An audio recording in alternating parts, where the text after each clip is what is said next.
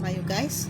Eto ako, nag-almusal ngayon. At habang na ako yung nag-almusal, ay ang dami-dami kong iniisip.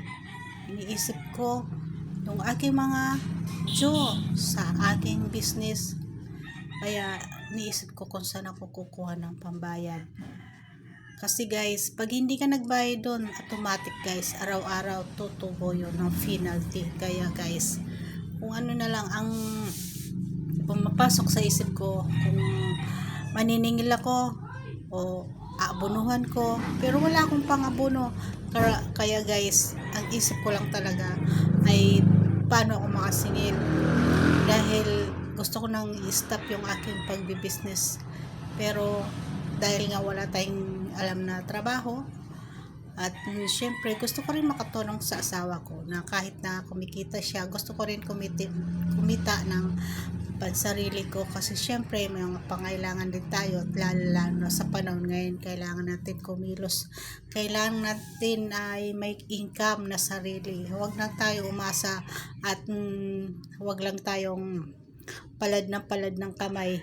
Kailangan magdiskarte din tayo sa sarili natin, lalo na ngayon guys, ang hirap ng buhay, hindi kakayanin ng iisa lang tao naghanap buhay. So guys, ang iniisip ko dyan, kung paano ako makasingil, paano yung pang-araw-araw namin guys. Hindi naman tayo habang buhay ay malakas, so kailangan kumita tayo para pagtanda natin ay meron tayong naipon, meron tayong naitabi.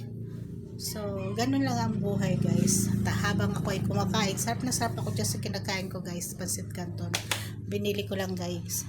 At kung magluluto ka guys, iba kasi yung magluluto ka. Oo, magluluto ka pero malaki ang gastos. So pipiliin mo na lang yung mga binibili mo, at alam yung masarap, doon ka pumunta sa masarap na pagkain na binibili. So habang naubos ko guys, iniisip ko niyan kung lalabas ako o hindi, kasi ang panahon minsan madilim, maulan. So syempre kailangan din natin ay isipin natin yung kalusugan natin. So sa panahon ngayon dito guys ay medyo makulimlim.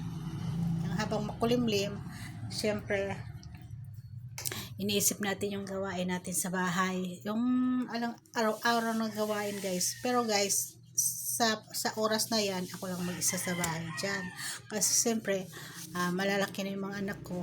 Iba kasi guys, yung dalawa yung anak mo, at tapos na sila, malalaki na sila, wala ka na intindihan sa bahay.